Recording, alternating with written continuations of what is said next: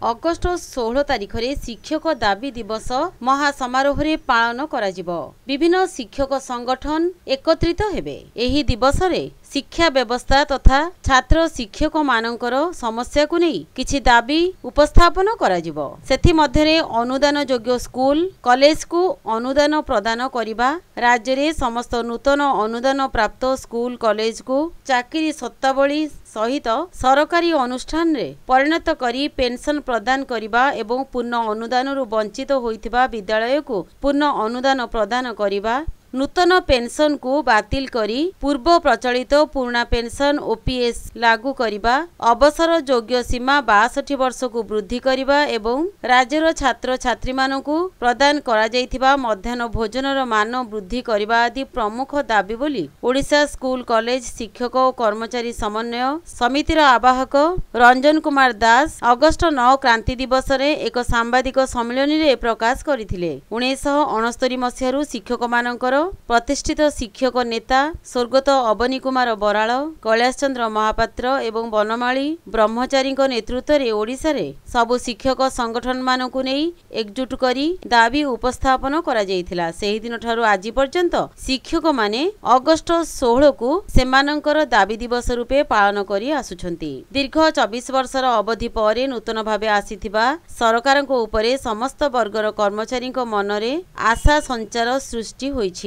तेणु सरकार तुरंत एही समस्त विषय वस्तु उपरे अनुध्यान करिवे बोली समन्वय समितिर नेतृमंडली सबु समस्या को उपस्थापन करिवे। आवाहक रंजन कुमार दास समेत समन्वय समितिर सभापति सुकांत कुमार बेहेरा, अक्षय कुमार मिश्र, विक्रम कुमार दास, प्रमोद कुमार होता, हरेकृष्ण पाणिग्राही, रंजन कुमार पंडा, एमए कासिम बेग, प्रशांत कुमार पाढ़ी प्रमुख बहु शिक्षक सांबादिक सम्मेलन रे योगदान करथिले।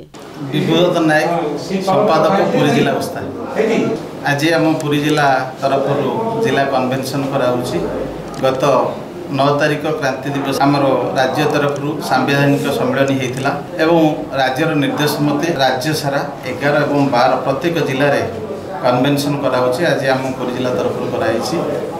आमर एथरे ओडिशा स्कूल कॉलेज शिक्षक कर्मचारी समन्वय समिति ये जो मिलित मंच तरफ आगामी 16 तारिख दाबी दिवस जो रही अगस्ट 16 तारिख से समस्ते शिक्षक कर्मचारी माने एकाठी हेबे भुवनेश्वर लोयर पीएमजी ठारे एवं सरकार को आमर जो विभिन्न दाबी रही से दाबी संपर्क में अवगत कराइबे।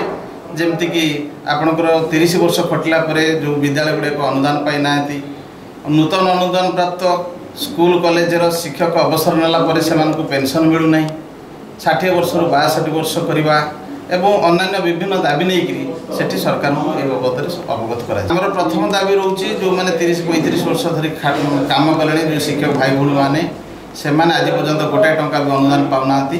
तेणु सेमानकु प्रथम अनुदान प्रदान करा जाऊ।